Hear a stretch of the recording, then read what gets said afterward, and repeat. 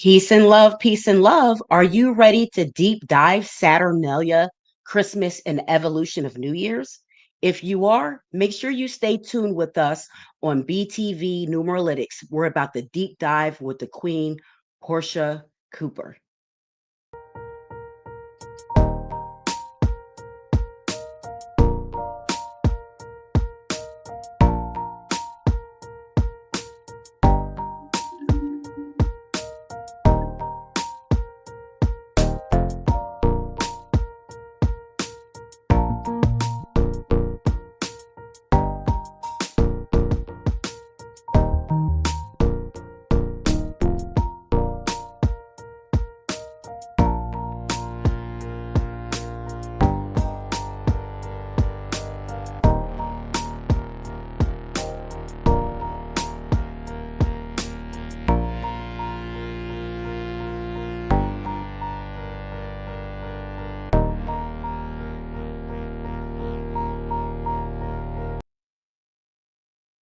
Peace, family, peace, family, peace, family. Welcome to Numbers Matter podcast, where we pay universal numeric interpretive tribute, that's a unit, to historical and current people, places, and things that affect our lives across all 11 areas of activity. I want to welcome you tonight. I want to thank you so much for tuning in live. If you're here live, if you're rebroadcasting with us, welcome to BTV and welcome to Numerologist. Let me know which channel you're watching this on. Are you watching this on BTV? If you're watching this on BTV, give me a 1 in the chat. If you're watching us on Numerologist, give me a 2 in the chat. I want to welcome everyone that's here. I want to welcome all the new subscribers. I want to thank you for subscribing to our channel.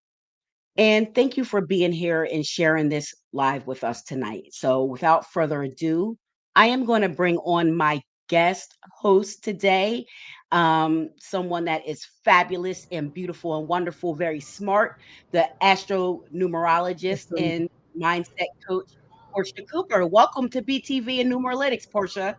Well, thank you so much for having me. It really is a pleasure to be here. My first time here. Yes, thank you. Peace so much, Queen. Peace to you, Queens up to you. That's what we say around here on All right. BTV and Numeralytics. So, Queens up to you. And thank you so much for being here. And I just want to really thank you for coming on and thank you for being like a supportive person in my life. And I really appreciate you and I appreciate everything that you bring to the table as the currency queen. Getting deep down in Bitcoin. Guys, if you want to get your Bitcoin game on, get with Portia. We're gonna Yeah. be putting up her banners a little bit later in the show. So you want to get to her website and make sure you're checking her out. And she's also an astronumerologist. And listen, the queen is sharp, yo. Queen is sharp. So, but we're gonna get into it tonight. Tonight we're talking about Saturnalia, we're talking about Christmas, and we're talking about the evolution of New Year's Day. So I am so happy to welcome you, Portia. What do you have to say about all this? Because I know this was something that you were interested in doing, and tell us kind of why you felt like that topic was important to you. Okay. Well, first of all, I just want to thank you again for having me. And I just want to reciprocate the same sentiment back to you that, I think you're an awesome, wonderful person. I just amaze me, the ideas that you come up with and some of the sayings and just how your ideas are always just unique and just personal to you. So I'm grateful to know you and grateful to be on this broadcast with you today. So I wanted to come and do your show because one, I do like our synergy, right? Being able to go back and forth and talk, us being number two. So we have a lot to talk about.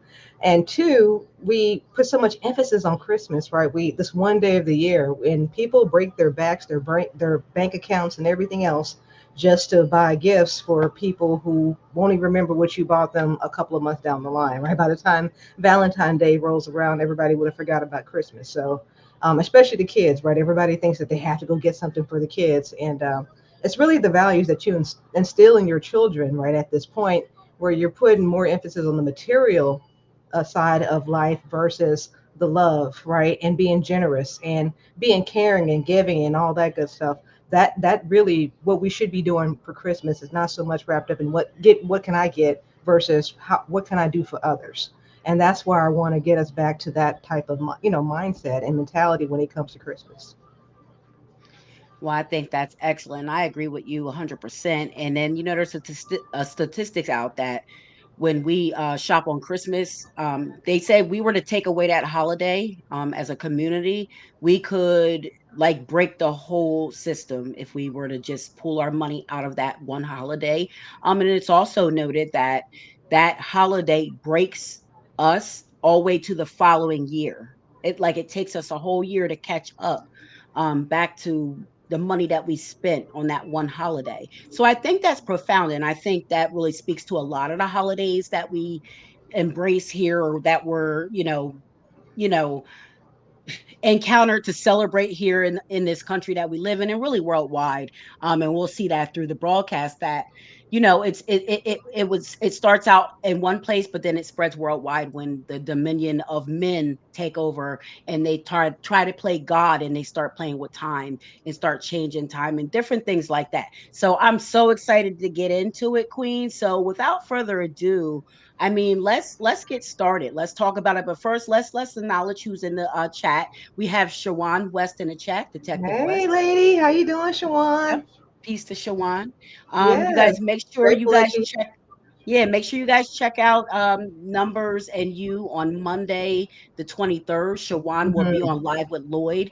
And I'm not sure what she's going to be doing. She's been very tight lipped about it, but I'm very excited for it because she's another phenomenal astronumerologist. So, get with her and make sure you're checking her out as well. So, peace to the queen. And thank you so much for being here. And of course, I'm sure she's ready. She says she's ready for this bill. So am I. And Shawan, you know that you got an open invitation on Bee TV and Numeralytics. So when you're ready, Queen, let me know and we'll get that settled up too. Okay. Yeah, and I'm sure she's gonna surprise us with something good on Monday. So I can't wait to Oh see what's yeah. gonna happen with that. Yeah. I can't wait. I can't wait. And we're going to be right in the audience cheering her on. Yes, For we will. sure, all the For time, sure. all the time. All the time. That's what family does. So, Portia, go ahead, get started. Talk to us about Saturnalia. Tell us what that is, and tell us, what you found out about that holiday and how that kind of connects to Christmas. Well, I actually have a presentation, so I'm gonna go ahead Cool. and pull up my slides. I don't. Sure. I got to get it all laid out, and it's for the people to see it on paper. Because for one thing, a lot of people practice this custom, this tradition, and some of them are not even Christian, right? I find that be fascinating that you have people who are not even Christian that still go through the religious customs of Christmas, by whether it's decorating a tree, having a tree in their home, buying presents, whatnot, and it's just become such a cultural phenomenon, like you said, where it no longer has boundaries, identity, or any identity anymore, right? It used to Right. be only Christian, but now it's ubiquitous, I should say.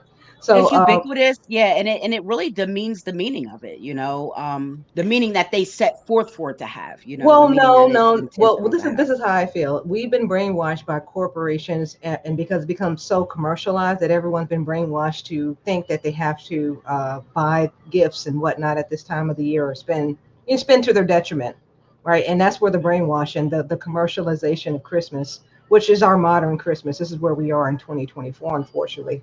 When it Right. first came about, people weren't. It wasn't a commercialized thing. It was all about what you can do for your fellow man, and then also making trinkets, gifts, and stuff. Right? They were handmade, handcraft things. They weren't things that people spend a whole lot of money on. So let's get into it. I appreciate it. Let's get into the true history of Christmas. This is what I call the presentation. So just give me a moment here to set up my slides, and we'll go ahead and get going. Sure, take your time, Queen. And All right. yeah, I really respect that perspective, and that's true. It really just has turned into a commercial thing.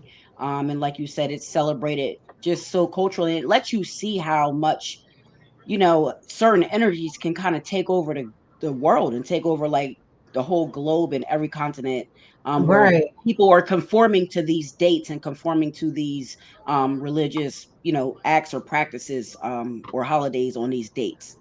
Right, these ideals that are not even a native to them. So it's really crazy how this happened. But again, it's the propaganda that everybody. Let me go on the full screen mode here so you guys can see it on that side, and I'm about to present now. Oops. All I right. want to say peace to Leslie Brown. She said peace, Queens. So peace to you. Thank you so much for tuning in Thank you. live. Here. Yes. Make sure you like the video, get our algorithm up. I gotta get used to saying that myself. Even though I've been doing this for a while, but I never normally say that. So, it's time to start saying that, I think. Okay, you guys can see my screen now. Okay, yep, let me add it to the stage. Oh, good, good. Beautiful. I love it. All right, so we're going to talk about the true history of Christmas, where Christmas stems from. We're going to talk about paganism and all that good stuff. So, and the birth of Jesus. Why is it to celebrate December 25th, and what's the significance of that? So, let's first get into the pagan festival origins of Christmas, because I don't know if you guys have heard this saying, but there's nothing new under the sun, right? So none of Right. this stuff is new. We're just doing it in a new way, right? We're just putting our own spin on something that's old, and that's what we do throughout history. The same things tend to get repeated. Not really the same things, but the same themes, right? The same themes get repeated throughout history, and the way we deal with it is, however, or whatever we have in our resources in the time era that we're in. So, of course, here in 2024, we have way more resources than they had back in what 4 AD or whatever that time frame was when they started doing these pagan festivals. So, the pagan festival, Saturnalia, I'm going to talk about this one first because it's a Roman festival, and it's actually in honor of the god Saturn. Now, Saturn was the god of agriculture, wealth, time, and this festival actually took place between December 17th and the 23rd, and it was one of the most popular and extravagant festivals you would ever see. I mean, people were drunken in the street, half naked. Back then nudity wasn't a thing, so you would see people half naked. Unfortunately, you would see sex acts that weren't common, bestiality, homosexuality, things like that, right? People were just letting loose and cutting loose during Saturnalia, and this began as a 1 day festival on December 17th, but then it expanded to several days, like I said, between the 17th and the 23rd. And so it was really a celebration to mark the ending of the planting season, which is a time of agricultural abundance and renewal. So people were just getting their harvest, right? They were reaping what they were sowing at this time. And Saturnalia was such a big thing that even the slaves were freed, for that time period to enjoy life in this moment. That's how big it was. So again, this festival, it was actually marked by joy, right? A lot of joy. As I said, slaves were free during this time period, so you can imagine how happy they were, and even to the point where even some of their masters were serving them, right? That's how fun Saturnalia was. Like they actually got a chance to be on the other end of the stick, which was not heard of, right? Any other time of the year. So they had public banquets, games. There was a lot of revelry. This is very common. And then the homes were decorated with greenery and candles as well. Similar to what we do now with the garland on the garland, and then the light bulbs and that we have now, right? We use electricity, not so much candles, but same reference. Same Now, concept, right? Yep. yeah, same reference. So people exchange small gifts, and again, these gifts were handmade gifts, small trinkets, not much, but just something that came from the heart. And the gifts can sometimes be candles or figurines or other little tokens of goodwill that they may give. Maybe a few shillings, right? If somebody was generous enough to give money. So it was whatever you wanted to do. So the spiritual significance of Saturnalia, it actually, like, how can I say, it actually represented like a golden age, right? It's like a mythical period of peace and prosperity for people. And if this happened under Saturn's rule, so this god Saturn, this is how they appeased him. They knew that he was the god of agriculture. So during this time, they would, have a abundance, a feast of abundance, right? Everything was to an excess. Everything was just done in extravagance in honor of this god. And of course, you can't ignore the fact that it also was in line with the winter solstice, right? Because the winter solstice typically happens between December 21st to the 22nd. So it also marked a time of rebirth for the sun as well, right? Because the days are now starting to get longer and versus shorter, in which the period we were going into. So we were going into a period of darkness before the winter solstice, and now after the winter solstice, we're going into a period of light. Like the light, it's a rebirth of light.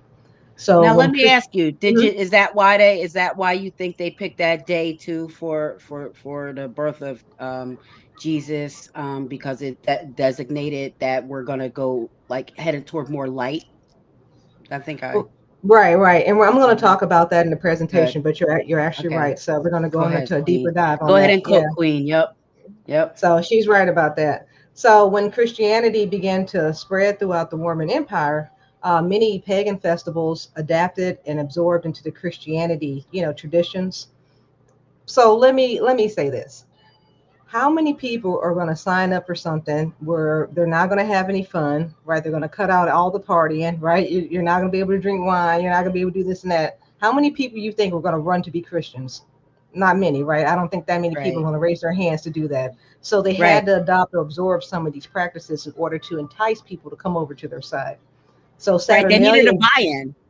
right, that's what I'm saying. Yeah. So Hmm. Saturnalian, with its timing and its themes, had a significant influence on Christmas, right? Because the transformation in the Saturnalian into Christmas can be seen as a broader picture, right? Broader historical process that they did when you're talking about the Christianization of the world, right? We're not even talking about one country, we're talking about the world. Because this is when Christianity started taking over, and where the existing pagan rituals and traditions were pretty much reinterpreted. Right, they pretty much rebranded it so they can make it their own, and so they can help facilitate the spreading of Christianity throughout the world. So basically, we're going to talk more about that, but just to give you a little taste of how Saturnalia kind of morphed into what we do now for Christmas. Great. So So, before Queen, before you mhm, continue, Queen, let me chime in. mhm, So mhm. you guys see me over here cheesing like this. Like I'm loving this. The Queen is really cooking right now. I want you guys to really put a like on this video. Share this video with somebody. Just share it with anybody. Share it on your timeline. Share the video. Get the word out there. The Queen is cooking tonight, and I really am loving this because this is right up the alley of a two. I love this presentation, Queen. It's beautiful, Thank and you're you. doing such a great job. And I'm really enjoying this. So go ahead, continue on. Thank you. And you're right. Please Mhm. share this with others because we really need to get the word out about the origins of this holiday, and not so much to stop practicing it, because remember, you can always give 365 days of the year, right? It doesn't have to be one day at the year. If you look, all the charities and whatnot get everything that they need all in December because everybody's feeling more benevolent. But what I'm saying is we need to have that feeling, right? Not just 1 month out of the year. We need to continue that 12 months out of the year, right? We should always give to the homeless or the less, or the people in need, or people who have less, regardless of the season. And so that's why I'm saying that this has been so impactful on our psyche, that I want to be able to address this so we can kind of break those patterns and get into more of a habit of giving 365 days of the year, and not just Absolutely, Queen. ourselves just for one day to buy some gifts for people who are going to break it. Like, because the kids, I mean, I understand you want something under the tree for your kids, but what if you taught them, hey, look, let's gather all your old clothes, your old toys, and let's go donate it and give it to the less fortunate first. Yes. So, yeah, and I can't wait to see how people respond to this, because some people don't even know about these pagan holidays, like this Die Natalis Solis Evicti. When I was doing my Hmm. research, I was very, very surprised that there was even another type of holiday. But again, pagan, and people use pagan as a bad word, but that's not a bad word. As anybody who's not Christian, pretty much is pagan, Right. and It's and like and old world, mystic, yeah, people it, who so it has who different connotations. Yeah. right, who worship more than one god, or who worship nature and things like that. Things that we're starting to get back to. But I digress. So let's talk about the Die Natalis Sovili Invecti, which means the birthday of the unconquered sun. So this was another Roman festival. So if you notice, there's kind of a theme here. The Romans kind of had a big influence on our modern day world. They are the ones who set the precipice as far as our structure, right? Time, because I know my queen is going to talk about the time thing, but the Romans were the ones who had the biggest influence on our time. And so Hmm. therefore they have the greater influence on how our religion is structured as well. So everything fall, even the way our Senate, our government is set up, all Roman influence. But anyway, so this festival is celebrated the sun god Sol Invictus, and basically it was closely tied to the winter solstice, and was officially established as part of the Roman state religion during the reign of Emperor Aurelian, and that was the year of 274 CE. So the term Sol Invictus, it actually means unconquered sun. So all this is just a solar deity that they worshipped through this Roman religion, and it had a cult, right? So this emperor created a cult. It's called the cult of Sol Invictus, and they were the ones who basically set up the structure for this religion regarding this festival. And so, since it was officially established by the emperor, he had military campaigns. He had military campaigns that he had in the east, and so he conquered that part, and then he established this type of religion. So he dedicated a temple as well to Soli Victus in Rome, instituted a festival as a way to unify the diversity between the East and the West, East and Western Rome. So basically, under his empire, they were celebrating or basically worshiping the sun, right? The symbolic power of the sun. So he did this in order to unify religion across the two worlds, right? The Western and Western Eastern Empire. So in order to make it universal, he chose the sun, right? The sun is ubiquitous; it's everywhere. No matter where you are on the earth, you can see the sun from your vantage point. So Yep. he did that to transcend any geographical boundaries, which was smart, right? So it appeals to all the Mm-hmm. citizens. Mm-hmm. Now, again, another reason why they worship the sun, because the sun had the ability and the power to give warmth and light, right, to the earth and to people, and the stability and the strength, right? That's what the sun represented. You could count on the sun coming up every day, right? You could rest assured that the next day you were going to see the sun. And so when we started, or when the year started going into what they call the dark period, when the days started to get shorter instead of longer, they saw it as the sun being conquered, right? It seemed Mm-hmm. like the sun was being conquered by darkness, or the light was being conquered by darkness. Mm-hmm. So this Sol Invictus was the unconquered sun, because by the 25th, the sun rises up again, and the days start becoming longer. And so that shows you that the sun could never be conquered by the darkness. And so that was the symbol, or the religious symbolism that they used when they practiced under the Sol Invictus god, or the solar deity. So the winter solstice in their mind was basically a rebirth, right? So this is where we get the rebirth from, right? Or the birth, if you think about it. So the sun is coming up at this time, it's like it's being born again. So that is the significance of Jesus, right? Jesus being born on the 25th because of the sun reference. So it signifies a time of hope, renewal, and a cyclical nature of time, right? And that in itself lets you know why we celebrate the 25th for Jesus, because this particular festival was actually held on December 25th. All right. So this was before Jesus was even in the picture. So Mm-hmm. they chose this date specifically for this festival. And because the winter solstice, again, happened between the 21st and the 22nd in the northern hemisphere, so the 25th was a day where they could celebrate this and the rebirth of the sun, because then you could actually, so let's look at this from a scientific standpoint. Anytime we have a solstice, right, the sun is going to be below the equator for a couple of days, and then it's going to start to rise up again. The point that it starts to rise up again won't happen probably until the 24th or 25th. And so that's why these days were chosen, right? Because at that point you can actually see the sun rise above that line, and then now we can say it's actually coming from under the dark world into the light. Mm-hmm. So a lot of times during this festivity, they would include games and public rituals that honored the sun god, offerings and sacrifices that had to be made in the temple of the soul. And of course, this is in Rome. So they did sacrifices in honor of this god. It's nothing unusual that we hear about a lot in these. If you think about it, we do that every time through the Catholic religion when we do the eat Jesus flesh, right? The bread is his flesh, the wine is his blood. So that's Yeah, symbolic. communion. Yeah, that's symbolic Mm-hmm. of that, right? Yeah. So not a good thing. Cannibalism, that's the word I was looking for, right? So it's Yeah. symbolic of the cannibalism, eating someone else's flesh. So Mm-hmm. a lot of people don't even think about the symbolism, but that's what we're doing. And so this is what they did during those times. So they did sacrifice and offerings, nothing short of what we say that we're doing in representative of the bread and wine in church. Now, the I timing see. of the Die Nautilus Sol Victi overlapped the Roman festival of Saturnalia as well. Because remember, Mm-hmm. Saturnalia was between December 17th to the 23rd. So these people had a PDD freak off for like 2 weeks, right? They were doing it. It was big. I don't know if they They were had baby doing it. oil They back had then. minus the lube. Right, right. I don't know if they had baby oil back then. I don't know what they was Right. working with, but trust me, it was a P Diddy freak off, right, for at least Mm, a good week and a half, because they had these two festivals overlapping, and so again, the festivals had a lot of feasting, gift giving, and then social merriment, and a lot of social I guess abnormalities. I would say, like I said, the slaves would be freed, the masters would feed the slaves or do whatever they wanted to do, and it was just a time of merriment. So you can just imagine, though, right back in those days, anything goes, and so we think things get wild now. I can only imagine what they were doing back then. yeah.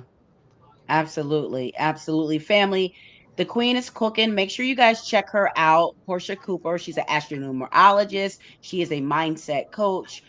She is the currency queen. Make sure you go check her out at bloomlife.me. And check out her services there. And make sure you hit the queen up on Cash App.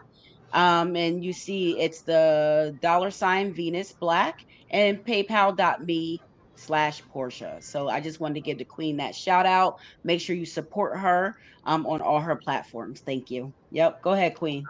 Thank you again. So, Hmm. I hope everybody's getting something from this and learning a little something, right? Because we all thought the true meaning of Christmas was Christ, right? we, Yep. So Shawan West, let's see what Shawan said. She said exactly. I've always thought that and never felt comfortable with it. And I think she's talking about communion, right, Shawan? I right, think she's talking about communion. Yeah. Yeah. right. Yeah. It's always been, with me, it's always been something. It's always been one thing or another when you come up in certain, factions and all that kind of stuff with the church. You know, it's like yeah, I get the heart of it, but you guys, it's like they lost the heart of it. The heart of it is gone and it's all turned into something different now. So and that's the whole idea of it. And then we also just have to look at the historical context, like the queen just laid out. It has a very direct line to some of these holidays that weren't like the top of like a righteous celebration. So it's kind of been morphed into something that's not righteous into something righteous, and but you're combining the two. So that's not really a good thing. Well, it was used to manipulate people, right? At the end of the Yeah. day, it was used for mass manipulation, and we already know how the Catholic Church and Christianity came to dominate, which was through a lot of bloodshed, right? So either you convert or you die. So a lot of people just happened to convert because they wanted to live. So, you know, Right. that's Yep. unfortunate, but that's where they were. And but at the same time, they did try to assimilate some of the old school ways or practices, so people wouldn't feel, um, I guess, like life wasn't worth living anymore. What wouldn't choose the death option, I guess, right? They'd actually get some members Hmm. in. So let's talk about why December 25th. And I know Queen brought this up earlier, so we're going to bring this up again. And I did mention this just a second ago. The reason why they chose December 25th in particular was because they were already celebrating the Nautilus Solis Victi, right? Which is the unconquered sun, the celebration of that god soul. So with that being said, and the winter solstice, right? Let's not forget that. See, what we have been removed from throughout history is nature, right? Throughout history, they have just strategically separated us from nature. Um, Indigenous tribes used to follow the stars, the moon, the sun, right? They used to track that stuff, actually keep history. That's why the Dogon tribe knew of Sirius B, but way before scientists knew anything about that, and they didn't even have a telescope, right? And they're still trying to figure out how this indigenous tribe in Africa knew about this planet when they can't even see it with the naked eye. But that's what I'm telling you. We were so in tune with our universe at that point, where they broke us away from that through the means of Christianity, right, and modernization, and let's call it what it is: Caucasian domination. Unfortunately, right, because most indigenous people are people of color, I and they like are. that way that you labeled that. That's a different way. I never heard it talked about that and said that way. Caucasian domination. And that's what it was, right? It's Caucasian domination, and it has happened to pretty much every island in this on this world on this planet. So it's unfortunate, but it's true. Now there are some untapped areas, but even if you go there are people of color. You don't see people who don't have color. I'm just saying. Hmm. So And Hmm. we're nice people, right? We invite them into our homes and everything, only for them to stab us in our back. But that's for another day. That story's for another day. Absolutely. That's for Thanksgiving. Well, let's go ahead and talk about why December 25th again. So, in the fourth century, the December 25th was the date that our Roman emperor, right, Constantine, everybody's heard of Constantine, he was the one that pretty much gave Christians the okay. Before that, Christians were pretty much, outliers, right? They pushed them, they shunned them to the edge of the city. They didn't want anything to do with Christians. But for some reason, Constantine, he went to battle and he saw the Chiro. Now, the Chiro is a Christian symbol, and the Chiro kind of looks like a P with an X on it. Okay, so he claimed that he saw that vision of the Chiro, and when he saw that, when he came back home, he started, he became or started adopting Christian practices and became more Christian-like and started allowing them to have more power and control in Rome. And so, without him, we wouldn't be where we are, as far as the influence that Christianity has had on the world at large. So he was the one that in the fourth century he decided, look, we need to settle a date for Jesus' birth. Right. We already know that, uh, you know, logistically, he can't be born this day, but we got to keep the symbolism, right? We got to keep the. So, this is what I want to tell you guys, and this is what I figured out. Now, I'm an NLP practitioner, and NLP helps you reprogram your mind. There's certain techniques you can use. And one of the techniques that you can use is called the tie in. And how the tie in works is that you take something that you do every day and tie it into something new that you want to accomplish. Like, for instance, you brush your teeth every day, right? So you could say, every day I brush my teeth, I'm improving in math, right? I'm getting better in math, whatever that is, because you're programming your subconscious mind with something that you already do every day and you know how to do, and with something that you're trying to accomplish, and it's programming your mind. So that's basically what they did. They took something that people were already doing, which is worshiping the sun, and tied it in with the person named Jesus, right? And so Mm. that's how it got programmed in our psyche that Jesus was born this day.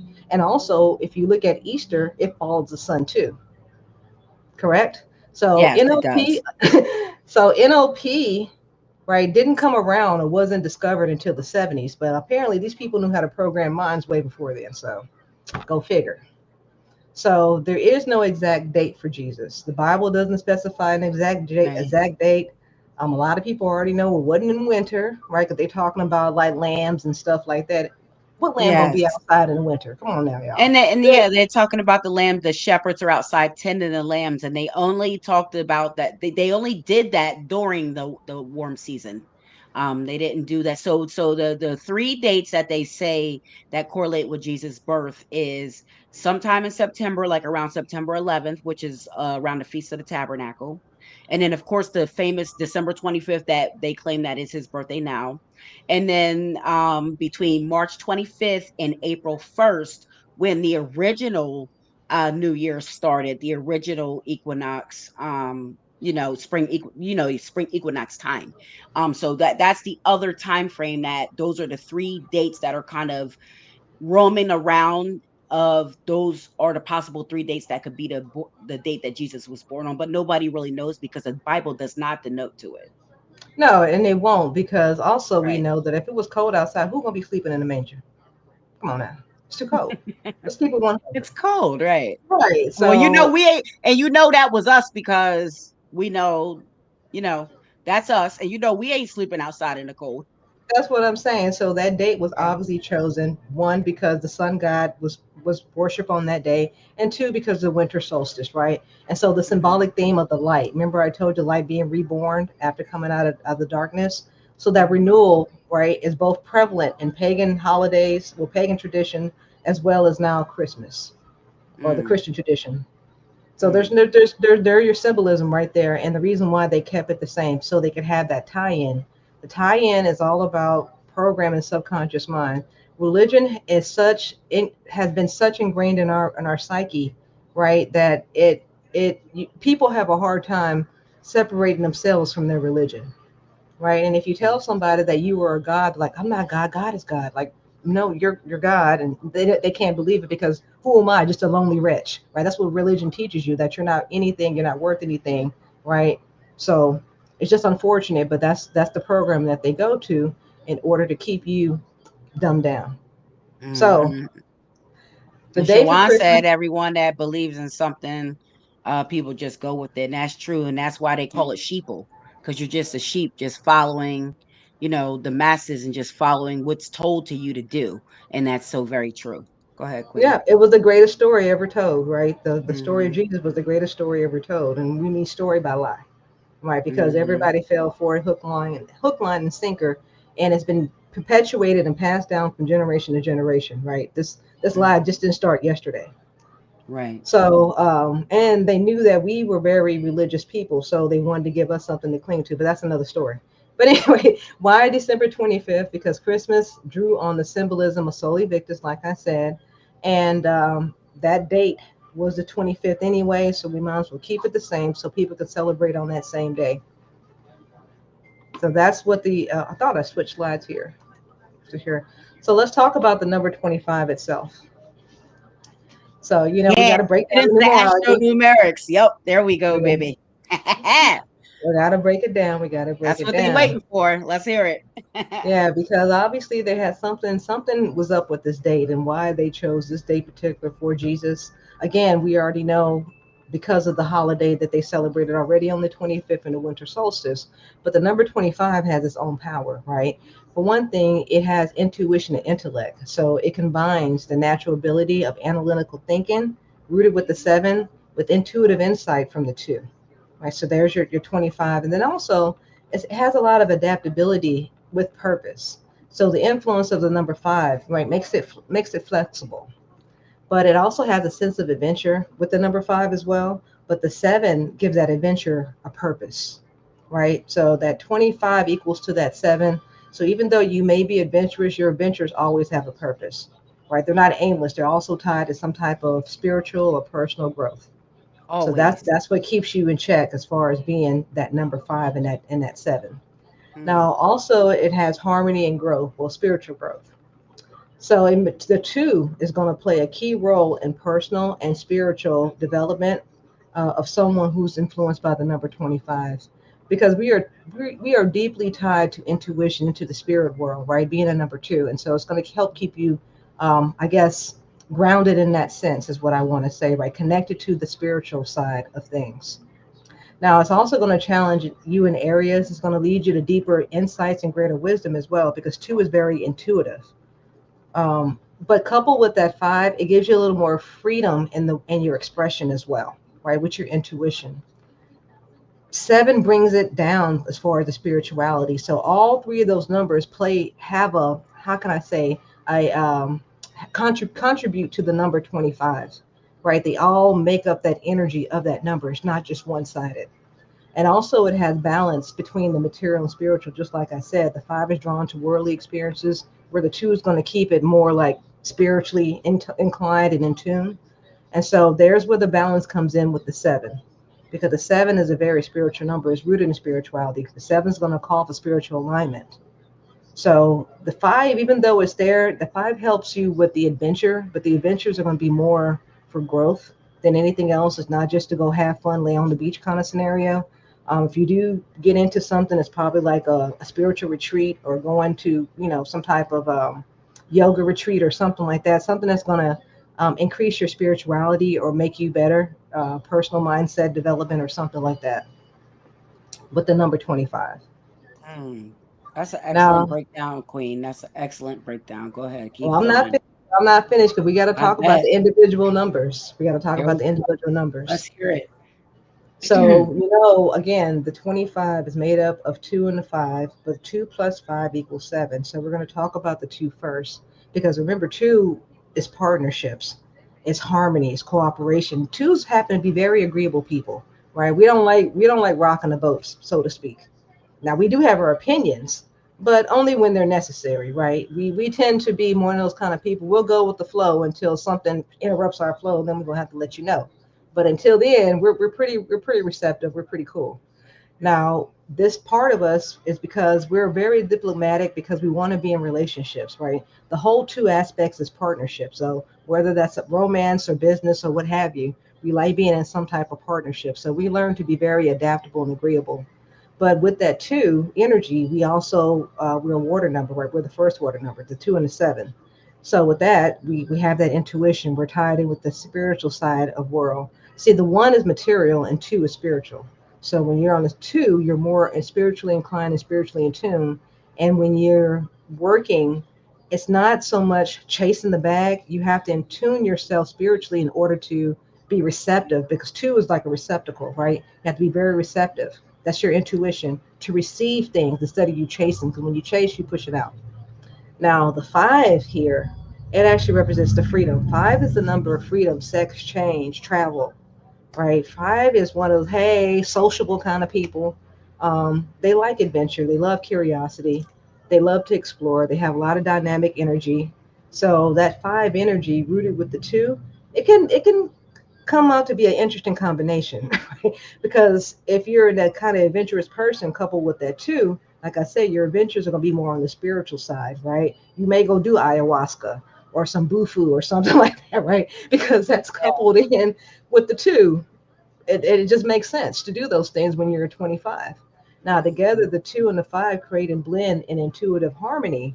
Of course, the two has the harmony of being intuitive, and then the five is the adventure, right? Being adaptable. So, this indicates someone or something that thrives on balance while remaining open to change and new experiences. So, that's the reason why, another reason why this date was chosen, because of the agreeable numbers of the two and five equaling up to a seven being a spiritual number. Because if you, the Jesus figure had to be somebody who was rooted into spirituality, but be open enough to the new concepts that were being given to him, right? And being able to step out on his own and embrace the change that was happening before others could see it. So let's talk about the number seven, because we just talked about the two and the five, right? So the seven, two plus five equals seven. In case some people are wondering why am I talking about seven, and if you don't know numerology, so seven is the compound number, and seven, I'm sorry, 25 is the compound number, and seven is the root number. Because two plus five equals seven. Now, I'm not saying those two numbers are the only numbers that make up seven, because you have three and four, you have six and one, right? But when you look And at they those, all carry their different frequencies to equal that seven. They all come with exactly, and different that's what I energies. wanted to point out. And this is the reason why Hmm. we're breaking down the two and the five to tell you equal seven and what that seven represents now, because of the dominant vibration of the 25. Right. So the spiritual meaning of the seven is deeply spiritual. Anybody who's a seven, you're going to be the type of person who likes to be alone, right? Because you're always trying to get in tune with self, right? In tune with your intuition, in tune with your higher self. A lot of people who are sevens are deeply religious, right? There's nothing wrong with that, because you feel like that what fuels your spirituality, and that's fine. But most people do have some type of religious practice or ritual, and also very introspective. They have a lot of wisdom, right? People who are sevens are have a lot of wisdom, and they're always on pursuits for higher truth. Now, with the number seven as well, you can be very analytical, but also gives you some intuition along with that, and that analytical mind as well. But you're going to have to learn how to balance the two, because we live in such an analytical world that you're probably more dominant on that side than the intuition. You have to learn how to develop that. Now, spiritual awakenings happening with number sevens as well, and the quest for knowledge, right? You always have the deep thirst for knowledge that can never be quenched, right? And it's more on the spiritual context and more universal knowledge than anything else. People or situations influenced by the number seven often delve into mysteries of life, right? You always want to know the secret side of life, the metaphysics. You want to Always digging explore beneath that surface to find out. exactly, but what's behind the Hmm. veil kind of scenario. Yes. You want to seek a deeper understanding of life and your purpose in life. Now, the connection to the 25, though, because remember, seven is its own number, but its connection to the 25, because those are the two numbers that make up this particular seven, is that it adds a spiritual and introspective layer, and also adventure and harmony as well, right? Because we're looking at the combination of the two and the five that comprise the seven. So it suggests that changes in partnerships are signified by the 25, and are guided by a deeper sense of purpose and spiritual growth, right? So Mhm. anybody born on the 25th, they will have or imbibe these kind of qualities as well. So Jesus wasn't the only person per se, right? Anybody who's born on the 25th will imbibe these kind of qualities. So just given the fact, if we're breaking down the numbers, we can already see why this date in particular was chosen for this, I guess, fictitious birth, right? Because Jesus was Yeshua. Yeshua was an actual person, but that's not the one that they're represent in the Bible. So this fictitious Jesus that they're coming up with, right? We can see why, because they wanted him to imbibe those kind of qualities, and that makes sense to have his birth on the 25th if you're looking at it from a numerology standpoint. What you wanted to add, Queen? I know you want to speak on this piece too. No, Queen, you're doing such a great job.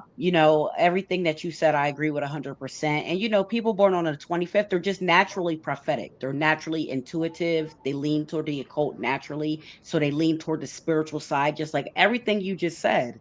I mean, that's just, They you're tend to be spot harder on on. themselves too. They tend to be Yeah, very they're very self-critical. critical of themselves. That's that number Mm-hmm. 7. Mm-hmm. Self-critical, worrying about things that haven't happened yet.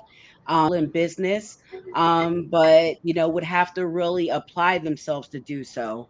In that Right, way, because they're not because one to be they're in introspect. partnerships. Yeah, yeah, right.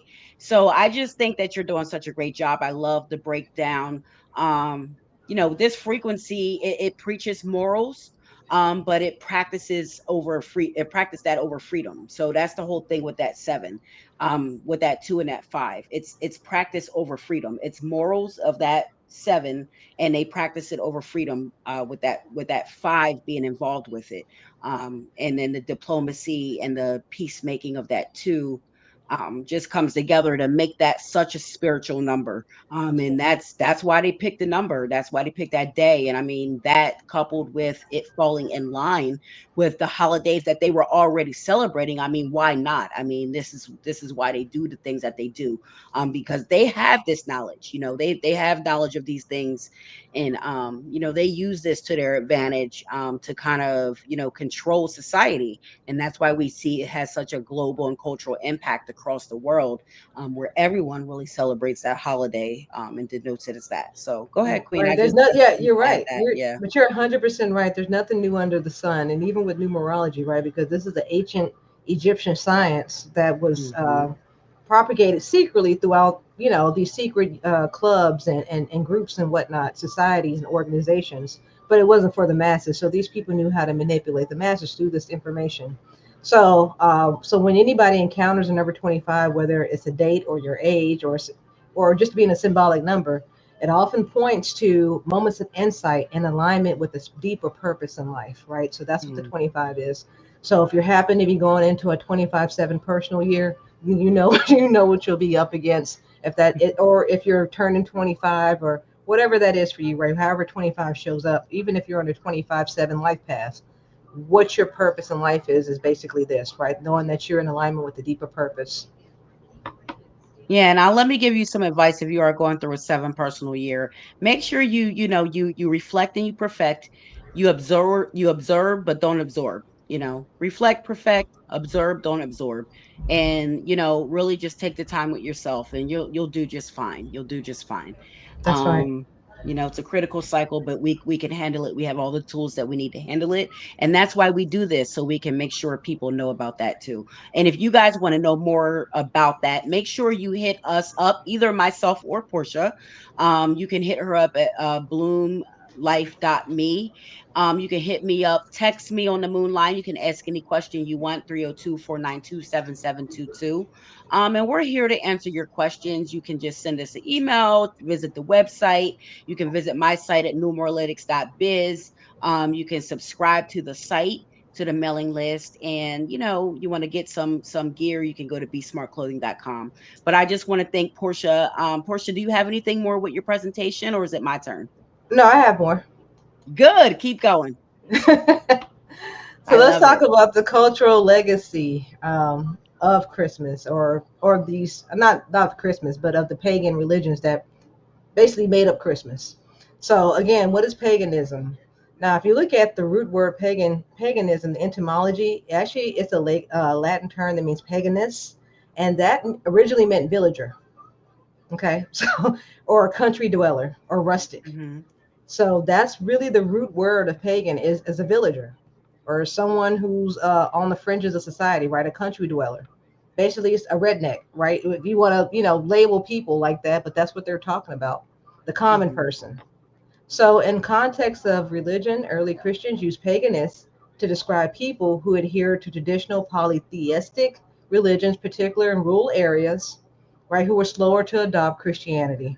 So, we have demonized that word so much. And that's the reason why I wanted to give people the definition of it because people, oh, that's pagan, that's pagan. That has nothing to do with the devil, nor is it demonic, right? It has nothing to do with that.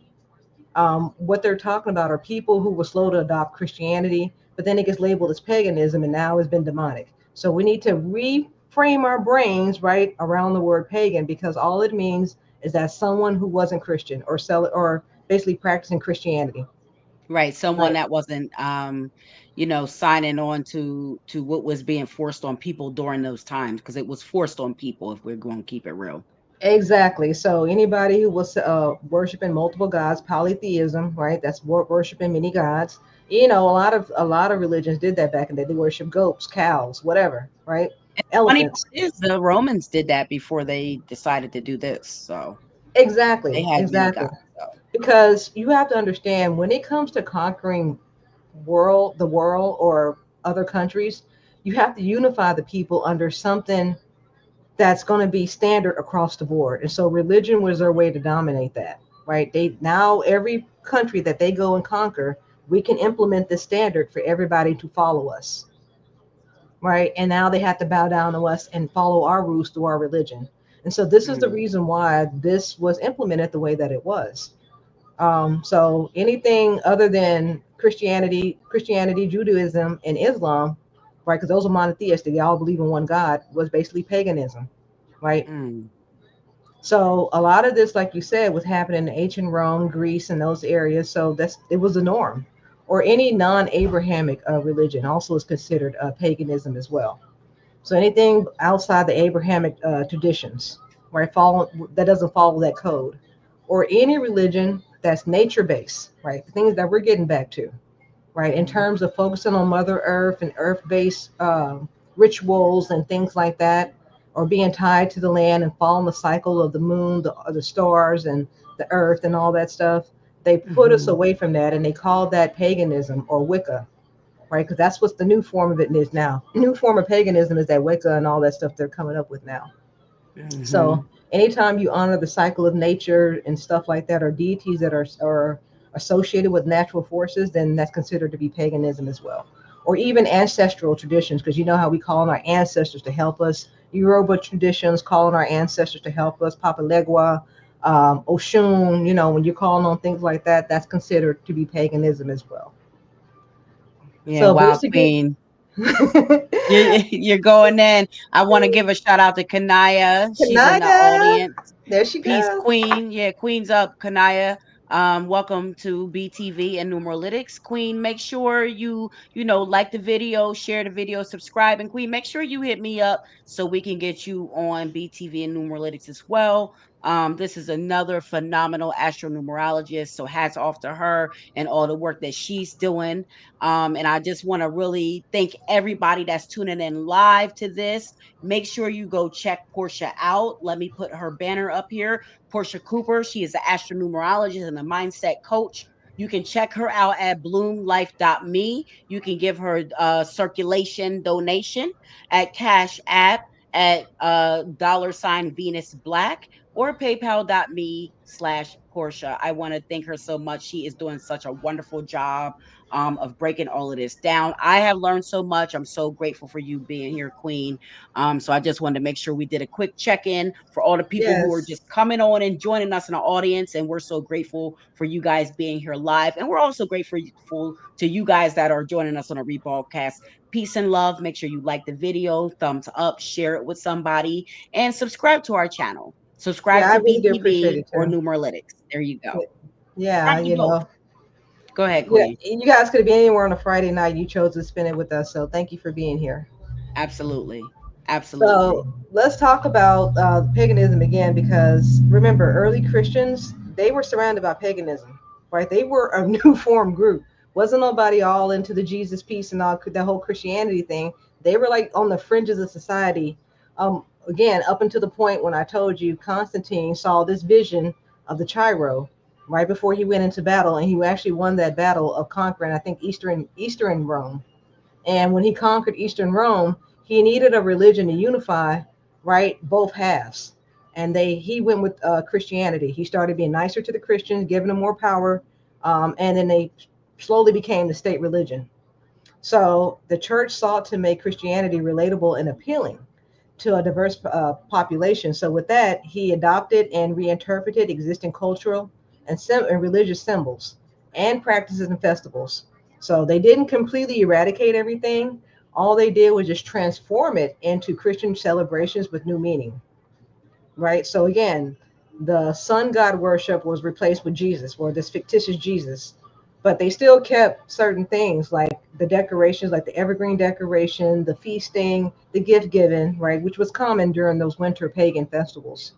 Now they just reinterpreted with the Christian framework, right? This is how they do it, and they associated with hope, charity, and joy of the birth of Christ. That's how they Mm. reframed it. So in Christian theology, Jesus is not a literal solar deity, right? They're not saying that Jesus is the sun, but what they're doing on the slick is saying he's the son of God, SON, when he's really SUN, right? Mm-hmm. But the light thing is what they associated. Because remember, he's supposed to be the light. Jesus is the way and the light. Well, so was the sun. And so the light associated with Jesus, though, is spiritual and not physical. And that's what they mean. They mean the light within. So Mm-hmm. that's why his role as a savior, right? He's bringing us out of darkness, right? He's a savior, bringing us enlightenment. That's the reference to the sun. And he's supposed to be saving us through this enlightenment. He's our salvation to humanity. That's the story that was spun to us, and that's what we understand it to be. So it really was a strategic and pragmatic move by the church to facilitate a transition from paganism to Christianity. So what they did was they co-opted popular festivals, right? And Christianity itself made itself more accessibility to people, because now it's like, oh, you're Christian, well, you can come mingle, Christian mingle, right? We Mm-hmm. still party over here. And so it made it more enticing for people to want to join in with the Christianity versus, staying on the fringes. But again, we all know that there was a lot of bloodshed with this whole transition too. So some people still didn't go willingly. So it still made itself adaptable so it can make the transition less disruptive to the cultural practices that people, had been doing, or the customs they had been doing for years. Now, by incorporating and reinterpreting these pagan customs, Christianity eased this transition. People were actually programmed, again, using that mind program of the tie-in, because now we can tie this in with this, and we can program your mind to think it's something new. Now, many modern Christian Christmas traditions, such as decorating the trees, exchanging gifts, celebrating on December 25th, all have roots in pre-Christian festivals. And then I didn't speak about Yule, but Yule's another festival. That one was actually celebrated in Eastern Europe. I think the Nordic people celebrated Yule. So that was Mm-hmm. another type of festival. But that one is closely associated with the origin of Santa Claus. And I'm going to talk about that one too. So we talked about reframing pagan practices, right? How they kind of did the bait and switch on people, Mm-hmm. and then strategic integration. How they strategically incorporated these practices so people could seemingly feel that Christianity was similar to what they were already practicing, right? So it doesn't feel like it's something different. We're still holding on to the same customs that we were practicing before. So now Christians today think it's just purely cultural and symbolic, but we're still doing the same things that they were doing back then. It's just in a new fashion. But of course, Christianity always incorporates these elements of pagan festivals, and that's what you have to look at. Now, Mm-hmm. again, the symbolism between Jesus and the sun, right, and how all that ties in, and how they wrote the story of this alleged man that's not even true. Even though they're saying that it's not sun worship, it's actually the light within. I can see that, but at the end of the day, we know where it stemmed from. Now, Santa Claus himself, let's talk about him, because he's part of Christmas. He's part of our modern Christmas, Right. and people think that that's a pagan thing. Now, somewhat. In Northern Europe, they had pagan holidays. Like I said, the Yule. Yule was one of them, and they did celebrations where people were benevolent, giving gifts. They also bought gifts for people or punishments, right? Kind of like if you were good, you got something. If you were naughty, then you got a spanking. So Right. they Or actually dealt out. you got the stocking with the coal. Right, or either you was put in the Yeah. stocks for a day, with the little cuffs Yeah. and your head in the piece of wood. So right, that's what happened on that, and so that's how Santa Claus kind of came about. Because remember, whether you're naughty or nice, and so that Yes. tradition kind of fell. That had the influence. Now, one of the types of figures that they had back then that kind of represented Santa was called Odin. Odin is a Norse mythological god associated with wild hunting during the Yule, and the Yule is like a midwinter festival that they would have. Now, Odin is actually depicted as an old man with a beard, and he's flying a horse.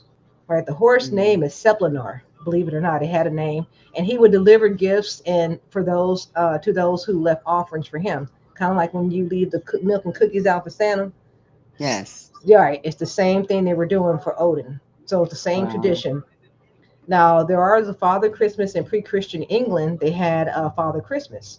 Now, Father Christmas was a folkloric figure who represented the spirit and goodwill and the revelry during the winter season. So this was associated with feasting and merriment, and rather than gift giving, they didn't give gifts, but they just basically had one big old party, right? That's basically what they did in England, but it's similar fashion. Because remember, what do we do on Christmas Day? Have a big old feast, right? Right. And A big everybody's all party, happy and major jolly. liquor, people do that. Exactly, People do exactly. it. So that part of it was incorporated from that history.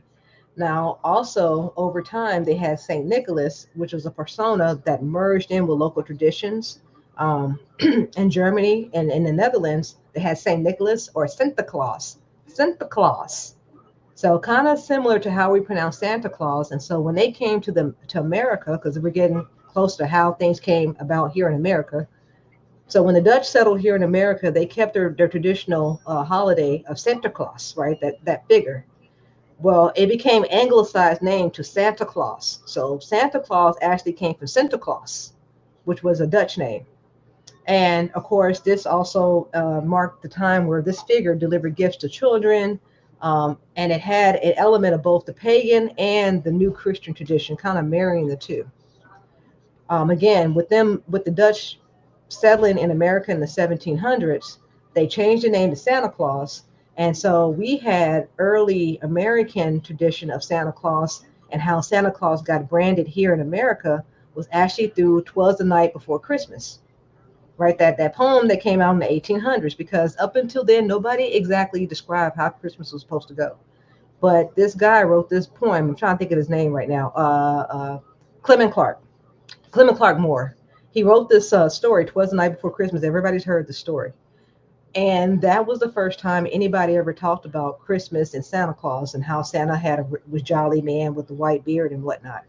So he introduced the modern elements of Christmas for us through that story. There was no modern Christmas up until that story. See how everything kind of ties in, especially with Santa coming down a chimney The with chimney. reindeers. Yeah, but that wasn't even heard of before the story. Like there was no Santa and reindeers and all that, right? All that jazz Wow. before the That's story. fascinating. Yeah.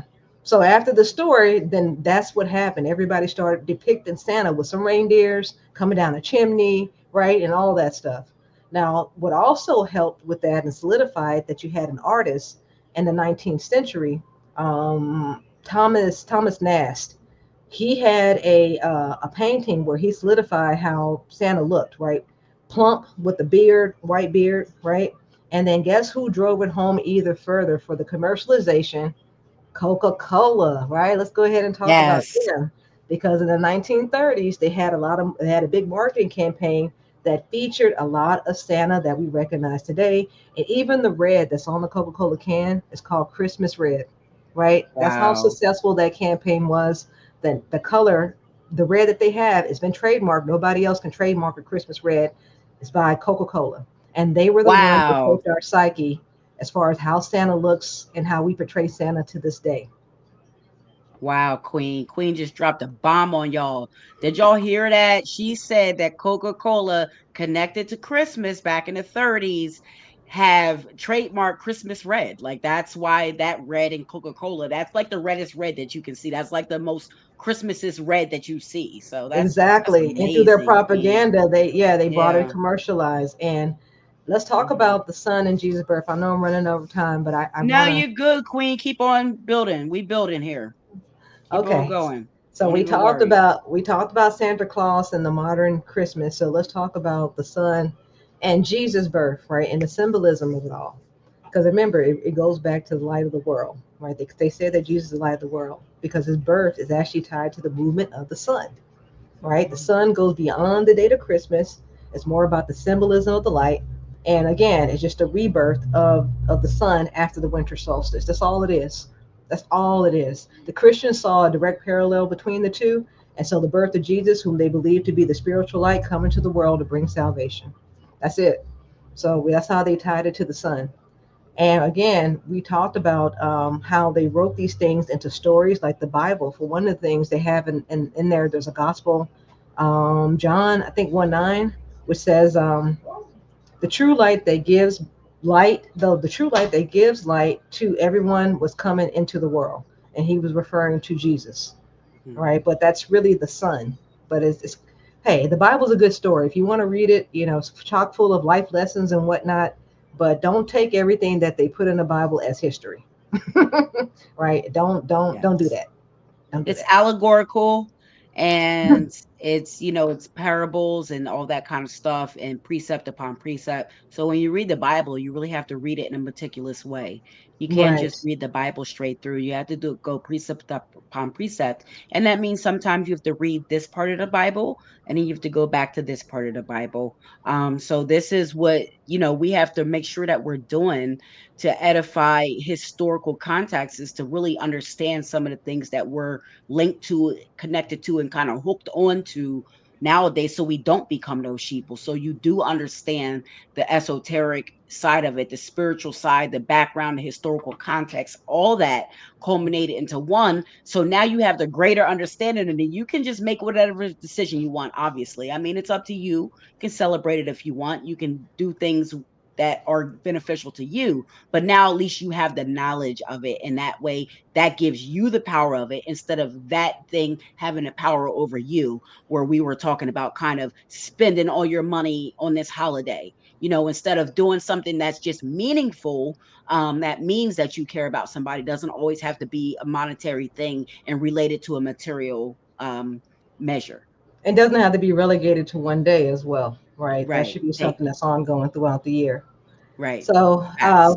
and she's so right on that, right? So we just have to keep that in mind because a lot of this, the way the Bible was written, it's written in a lot of allegory, written in a lot Mhm. of symbolism, and you just have to kind of weed through that stuff. But again, I find it to be a good handbook for life, right? I'm not saying that you need to follow it verbatim, but it does have some good stories to maybe save you through some trouble as well. Mhm. Now, because I don't totally condemn it, but I'm not religious in any sense. Now, the symbolic connection between Jesus and the God Soul or Sol Invictus, the Unconquered Sun, we talked about that, right? How the sun arose up from the darkness. So basically, that was just used by early Christian writers. There's an early Christian writer called Tertullian, I think his name was, and Origen. So they recognize the parallels between, Jesus and having him, symbolic with the sun. And so in Christian terms, they emphasize that Jesus was the true light. So they knew how to parallel the two. But all they did was just basically write it in a way that Jesus is a true light. He's the savior of the world, right? And all that good stuff. He overcame the spiritual darkness. So that's why I'm saying it's all allegorical when it comes to the Bible because Jesus is a spiritual light that overcame the darkness, but that's metaphysical because you can alchemize yourself to overcome darkness as well. And that's between your negative thoughts and positive thoughts, right? You can always reframe your mind from negative to positive, and that's what they mean from going from dark to light, right? Changing your Mhm. perspective. So that's all Yeah. they really mean. It's all mental if you think about it.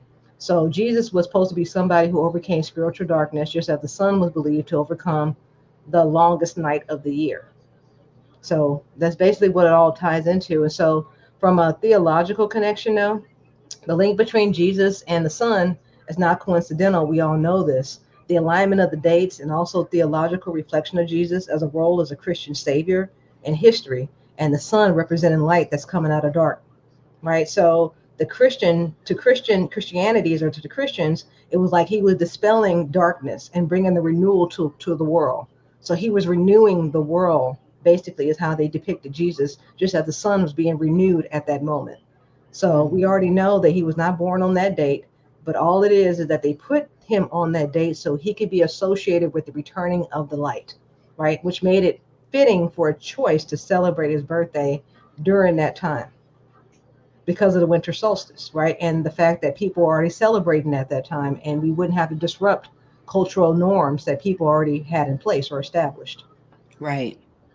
Now, that was the end of my presentation. To be honest with you guys, I don't know if you have any questions. I don't know if anybody, wants any clarification on anything, but we're definitely, and I know you have your part, and I went over some, so I apologize for that.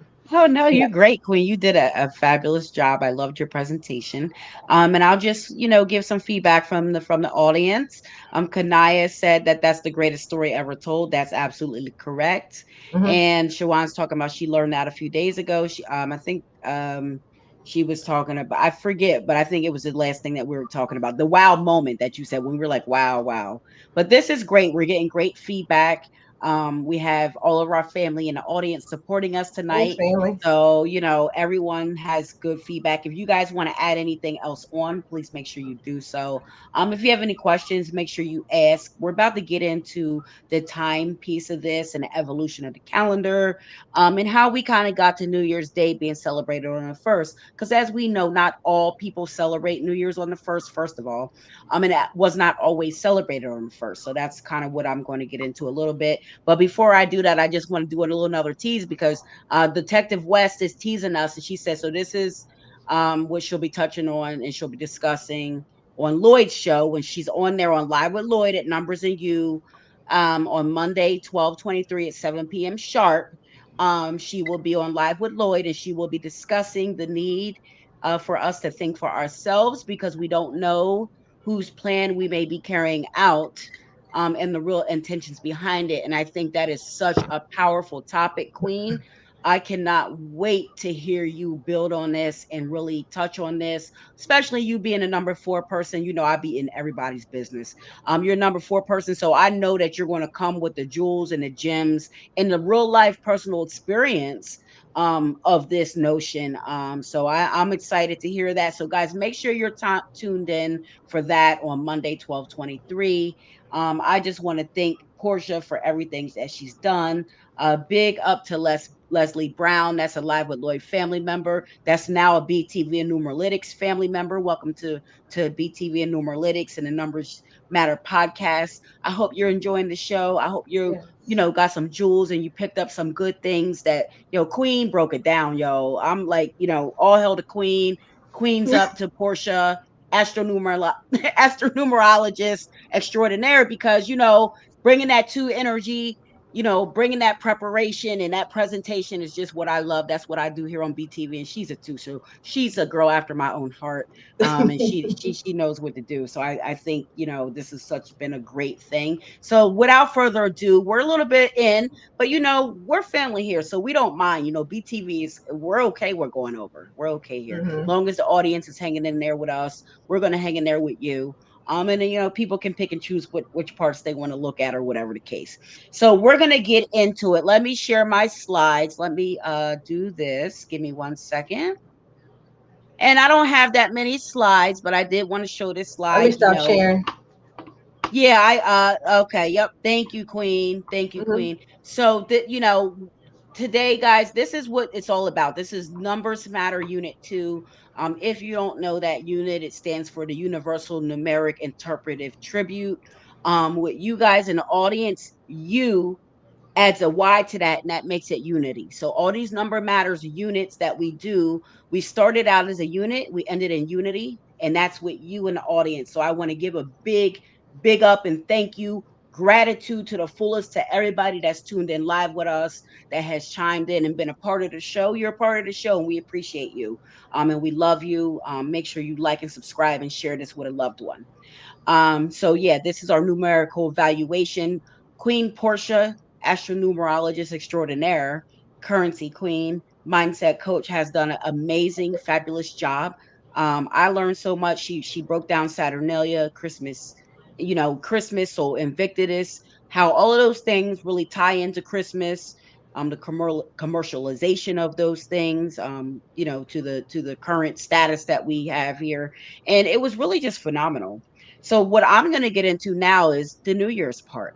And we're going to do that by exploring the different timelines, if you will. We can call these timelines and timeline shifts because when people start playing with time like that, it really denotes that they might think they're God, or they might think that they, want to control the world. And that's where we see the correlation of the powerfulness of this holiday, of how it does transcend globally, and it transcends different religions and different cultural practices and historical practices, sometimes this Christmas holiday and then New Year's Day. So we're going to get into it. Let me share the next slide.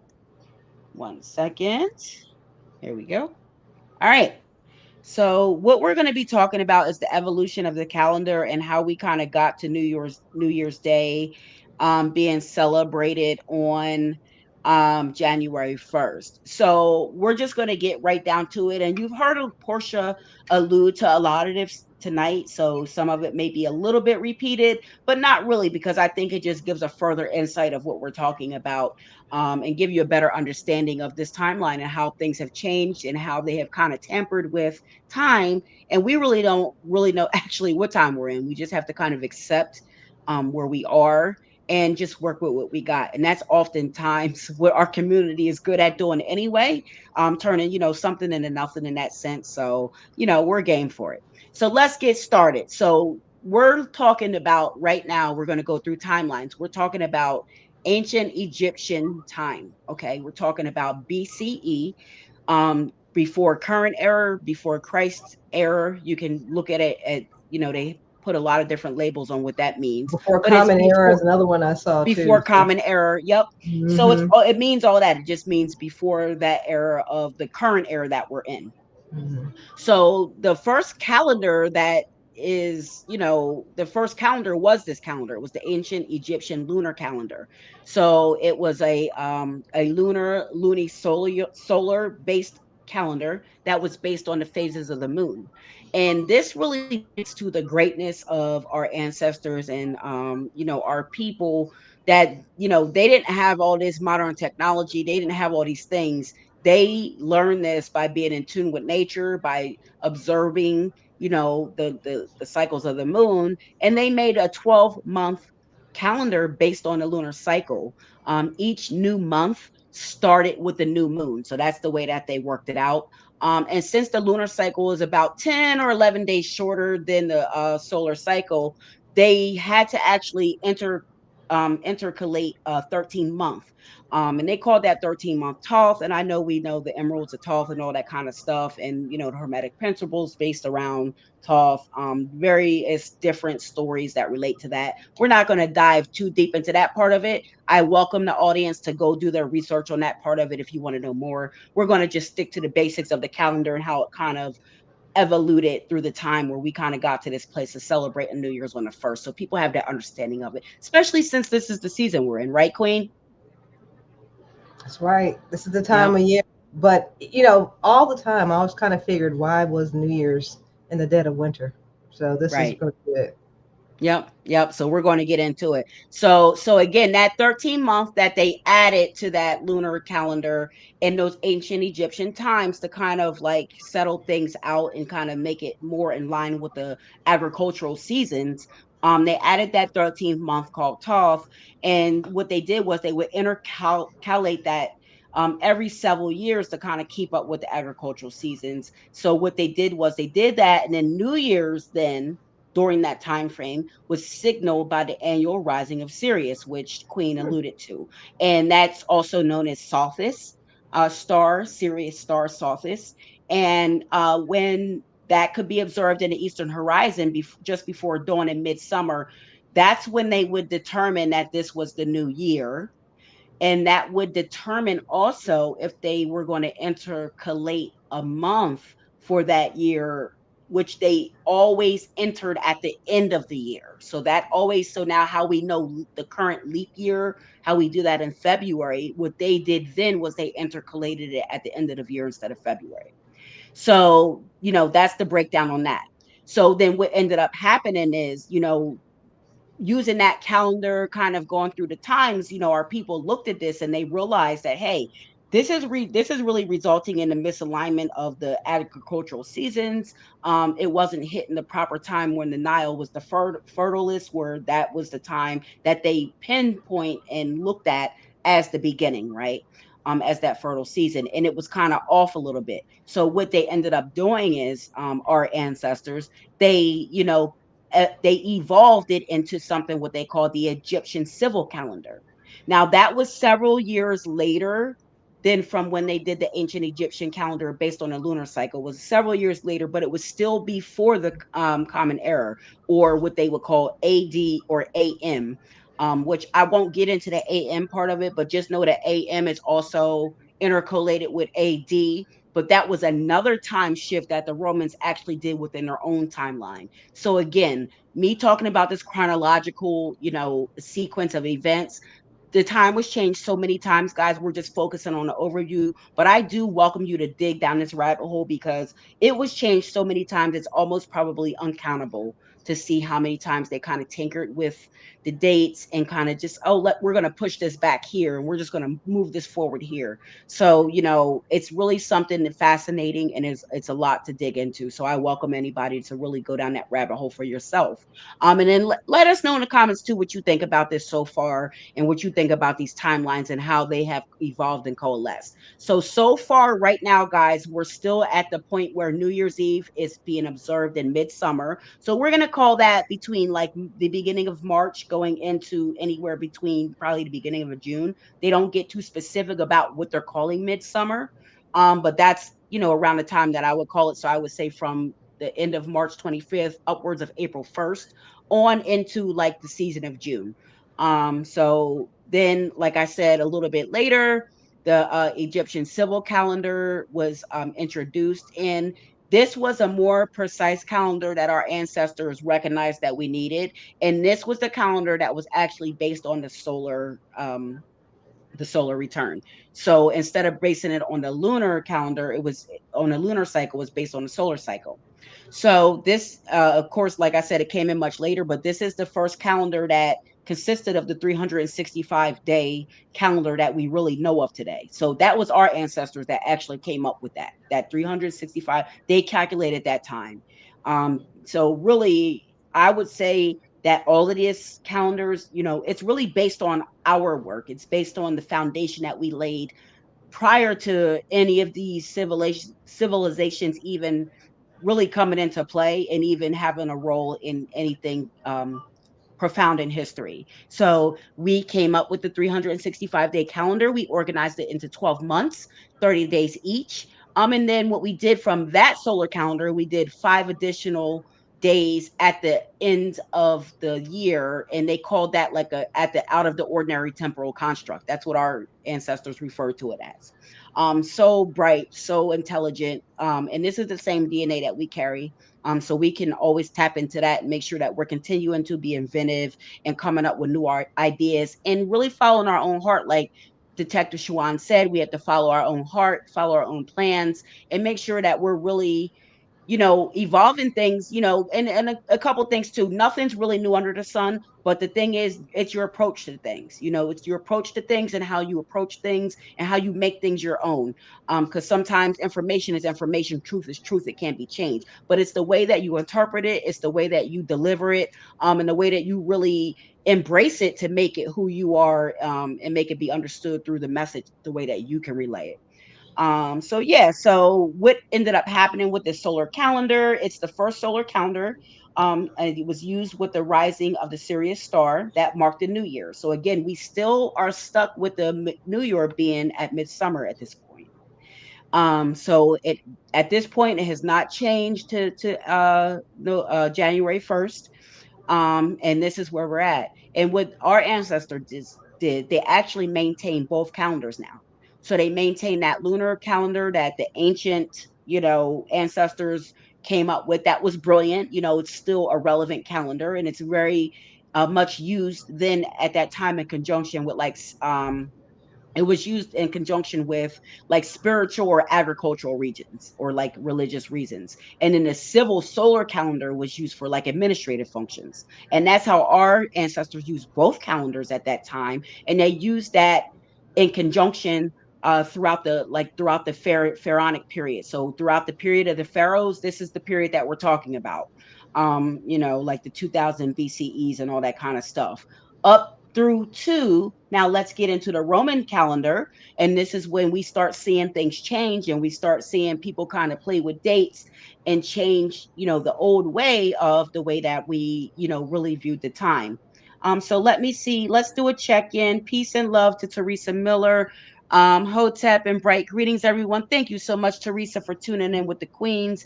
Hopefully, if you didn't tune in with the whole thing, just rewind this because Queen Portia really put it down, and she really did a great breakdown of Saturnalia, Sol Invictus, and how that relates to the Christmas season, and breaking down the numerical perspective and astronumerical significance of the number 25, how that relates with the base number 7. She just really did a great job. So thank you so much, everybody who's tuned in. And now we're covering the evolution of the calendar into New Year's Day. And I just want to thank everybody who's here live, and of course, thank the Queen.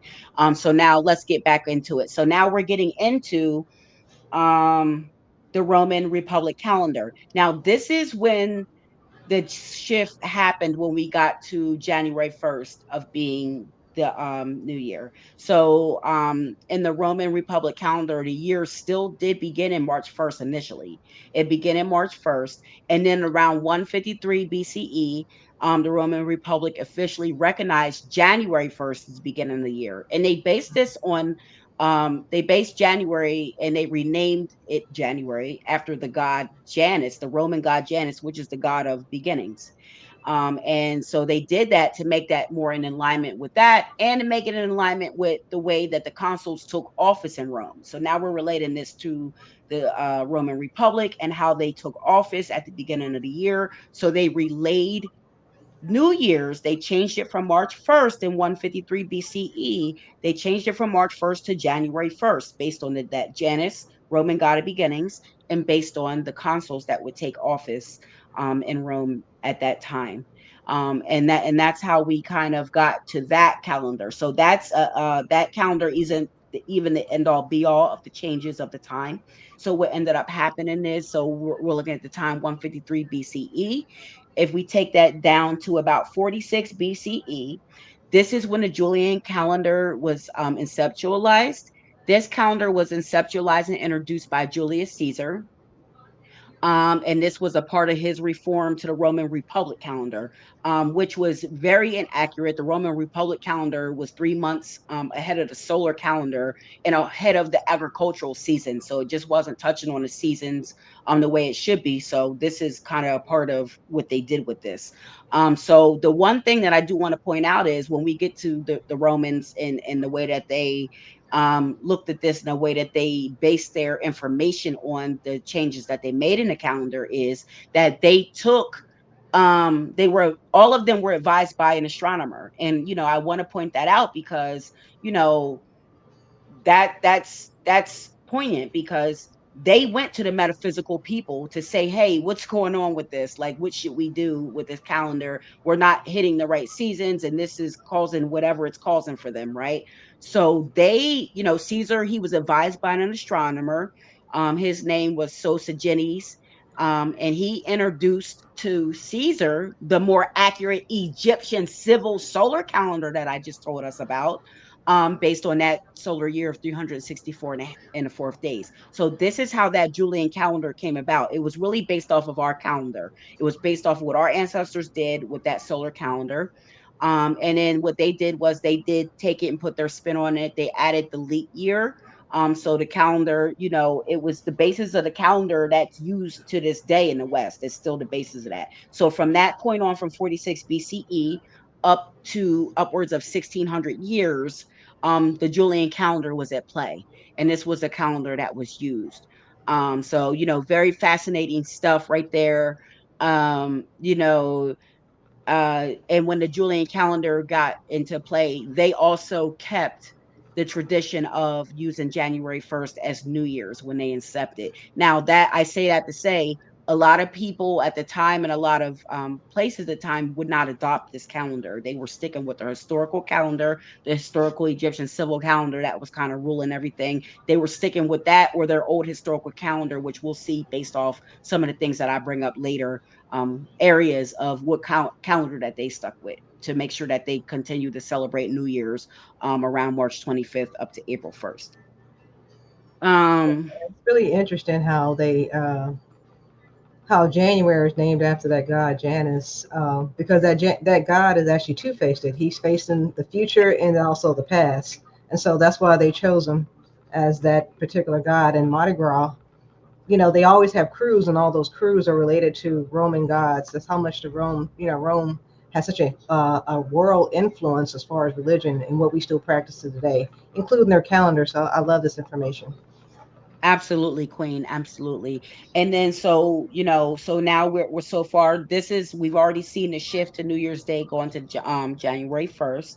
And then what happened in 1582 AD. Now we're getting into the current era. Like I said, that was upwards of that 1600 years time frame where the Julian calendar was being employed. We get to around 15. That brings us to about 1582 AD, where Pope Gregory, that's the 13th, introduced the Gregorian calendar to correct some of the errors that the Julian calendar had, like some of the inaccuracies.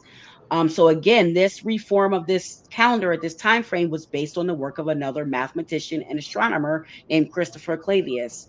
So they realigned the calendar to meet the spring equinox this time, to meet it every March 21st. And then,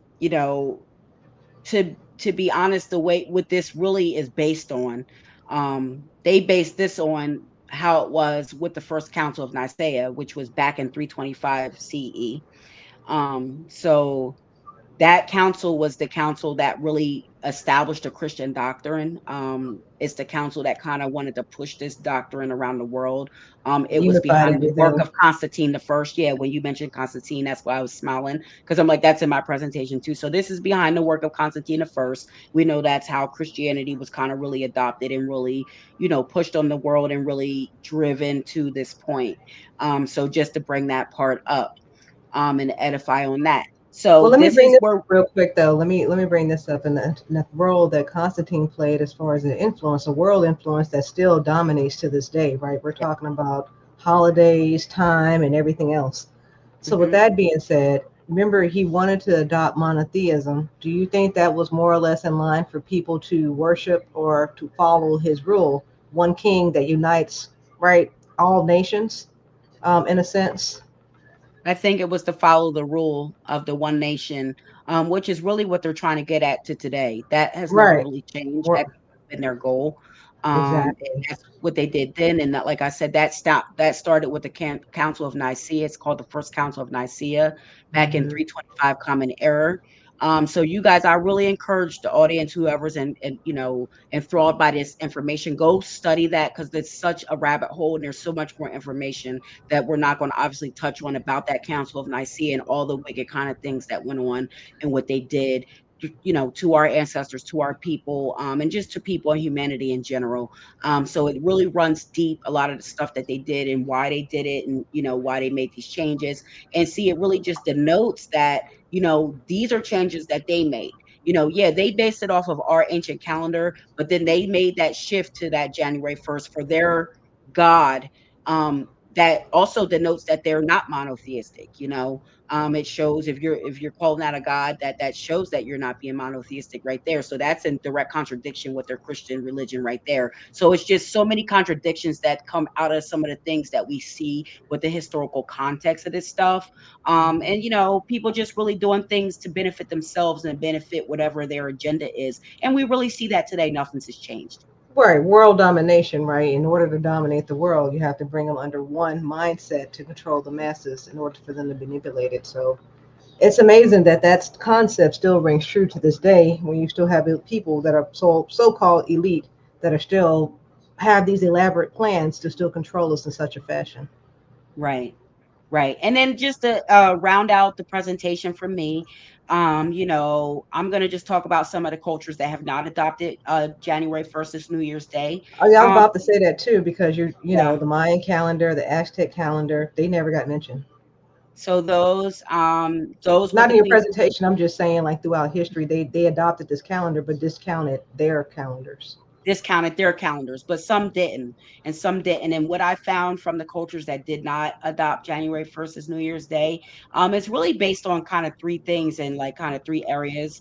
It's based on one of them are based on the culture still utilizing the lunar and solar calendars, such as the Chinese New Year. They do that. They celebrate theirs between January 21st and February 20th, depending on when that new moon comes in. And then you have the Jewish New Year, Rosh Hashanah, which is celebrated in the fall around September 6th, that in between October 5th, based on the Jewish religious calendar. That's when they celebrate their New Year's. And then you have the second category, which is cultural and other religious traditions.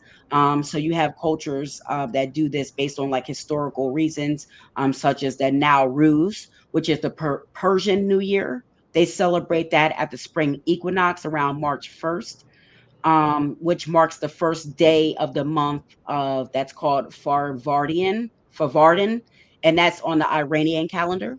The Persians, that's when they celebrated around March 1st. And then in India, there's various religions in India that celebrate New Year's Day on various dates. Some to mention are the Vishu in Kerala, and Puthandu in Tamil Nadu. They celebrate that on April 15th is when they recognize their new year. And then the third category is historical calendars, cultures such as the Ethiopian culture that, did never adopted the Gregorian calendar. So they are still living true to the ancient historical ancient Egyptian civil calendar, and they celebrate their new year. I'm gonna try not to butcher this enunciation. um Inku Tatash, and that is celebrated in September. So those are the cultures and the places that didn't adopt the Gregorian calendar, but anywhere that I pretty much did not mention, most other places have worldwide adopted New Year's Day is January 1st, and it's really celebrated worldwide on that day based on Gregory, Pope Gregory, the 13th in that Gregorian calendar. And we know the influx of the influential cultural impacts that the Pope had and the Christian church had on our culture and our community, throughout the Atlantic slave trade, and being astronomical and all of that with the ordering of basically melanated people, being okay for people to enslave them. So that all came out of the papacy's office. I won't dig too deep into that. Again, that's another performance for it's another show for another day. But just to give you an idea, like that this is the kind of stuff that we're talking about here, and I'm so fortunate and glad and grateful to have the queen astronumerologist here with me, Porcha Cooper. So Portia, what do you think about that? I think it's an absolute pleasure to be here, and I do thank you again. And everything you said was spot on as far as the calendar goes. I mean, it's unfortunate, but we are under the influence, a dominance that has been in place for thousands of years. So, but moving into with Pluto being in Aquarius, now the social norms are now starting to change. Everything's been going to be flipped on its head, and I guarantee you, within the next 20 years or so, because we can already see the shift now as far as people being dominated by religion. It's slowly people are coming away from that, and we're going to see more people adopting spirituality.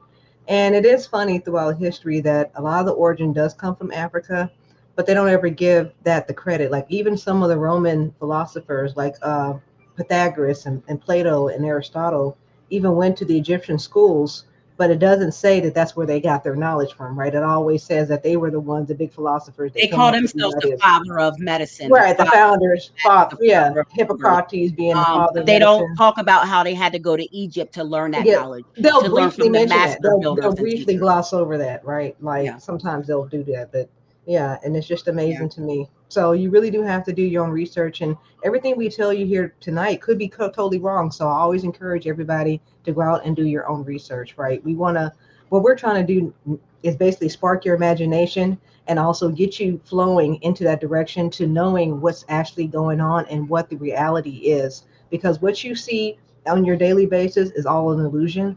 And you need to go back to the sources of why we do the things that we do now today, right? Because again, we'll go back to that saying that nothing is new under the sun. Right. And I doubled down on everything the queen just said. You always have to go do your own research, no matter how credible you think the people are that you're listening to. And do the own research. And not only that, guide yourself with your own spirit. Listen to your higher self and listen to your spirit, and who guides you, and who you talk to on a daily basis to make sure that you're in tune with what you think is correct and what works for you, because that's really what it is at the end of the day. I don't like to say this person's wrong, that person's wrong. People have to do at the end of the day what resonates with them and what Exactly. helps them build a better life. I mean, as long as you're doing that in conjunction with the greater good for humanity, that's what we're all supposed to be doing for ourselves, and our families, and making sure that we're edifying each other and making each other think. And that's why we have Numbers Matter, because we want to make people critically think. We want to make you look at dig beneath the surface, famous Jizza song, scratch underneath the surface. It's beneath the surface. You have to dig beneath that surface and kind of look for yourself to see what's going on. And then that's the way you take your power back to family. That knowledge is you taking your power back. So It make sure is. you guys continue to do that. So I'm going to share Portia's site right now. This is the Bloom Life Matter site. Let me take this down. Hold on one Yeah, second. and the funny thing is that they say Jesus is the light, but actually we all are the light, right? And so your light, your enlightenment can actually illuminate someone else coming out of darkness. And so don't ever be afraid to shine. Right. Don't ever be afraid to shine, like the queen said. So I want to make sure that you guys go hit the queen up on her website, Bloom Life, me, bloomlife.me, .com, and And I let have me bloomlife.coach. That's my website, and this is also my landing page. So if they want to sign up or download or buy my books or anything that I have to offer, is right there on Bloom Life. So I do have my products now. My basic crypto class, that one is for the record, especially anybody looking to get into crypto. I highly mhm, suggest you take that course. But there's lots of information. I am a money mindset coach, so definitely mhm. have financial information. I need to remove how to invest in real estate flyer. We just had that class, was phenomenal class without buying a property. I have a transformation guide, and then I also have a free power of growth mindset. Right, I want people to get the information that's going to help them change their lives. And again, I understand that everybody can't afford, coaching services, products, and whatnot. So I want to make sure that I have something free and available to those who are looking to get started to transform their life. Absolutely, queen. And I'm sure the family appreciates that of you. And extending that thought, especially for the season, that's the same thing with me. So you guys can Yes. definitely just text any type of question you want to that moon line that you see up there. Text me, we can do a quick call for a short consultation. And then you can just see if it's something that you're interested in doing. And I'm sure the queen has, she extends that too. Send her an email, go visit her Yes. website, look at her products, just hit her up. She's very approachable. Hit her up if there's something that you see on there that you're interested in, and she will definitely make sure that she gets with you on that. I want to go real quick to my site, Numerologist. So want to make sure you guys visit me on my site. I'm not sure why it's not coming up. Here it goes. It's just taking a little minute to load. Make sure you guys come visit the site. You can check out everything that I have to offer. Here goes some services. And then here goes our Be Smart clothing. You can, we have everything that you see on the screen is interchangeable with colors, sizes, sweatshirts, t-shirts, hoodies, tote bags, necklaces, notepads. And then we have a little bit about me, Meet the Queen, and then you can join our club. Here goes some testimonials from some of the people that are my clients. And here you can stay connected with us by subscribing to Numeralytics. So when we have different things, you will be on the mailing list. You can come here and hit this link, and it will take you to Be Smart Clothing. where you can purchase anything that you just seen on the Be Smart app. And I'll just come here because that's taking a minute to load. So here goes Be Smart clothing. I believe I still have the sale here from when I was on live with Lloyd. So there's a I numbers love that. 11 sale going on right now. You guys can go pick up some of this merch. This is positive, sayings and all original, creative, positive sayings, slogans that the Queen curated herself for the family. Queens up, kings up, royalty rules. That's us respecting, uplifting, loving, empowering, supporting each other. Justice on earth with the Black American community will lead the whole world to peace, love, and happiness, et cetera, et cetera. Kings up, Numerologists, BTV. We have everything that you're looking for. So make sure that you hit us up if you guys are interested in any of that. I really, really want to thank everybody that tuned I into just love this it. live. It was phenomenal. I loved it. Portia, you did such a phenomenal job. I learned so Me much. You too. broke Right back at everything you. down. Yeah, I mean, I thought it was beautiful. It's great synergy. Of course, a couple of twos on a 20 day, a couple of 20s on a 20 day, on a 2 day. And you're in I'm sure I believe you're in a two, at least a two green star day for you. And I'm in a one green star day. So I knew it would be, phenomenal. And I'm just so blessed to know you and have another two in my arsenal, because I call all my numbers, I call people by their number, and I call those are my arsenal. We're superheroes, especially the twos. We're the real life superheroes of all the numbers, Right. because of our agreeable, peacemaking, adaptability, nature, and our willingness to help, and really nature's helpers. That's who we are, Go with the number flow two. like water, honey. Yes, ma'am. Nature's Thank helpers. We are nature's helpers. So I want to thank you, Queen.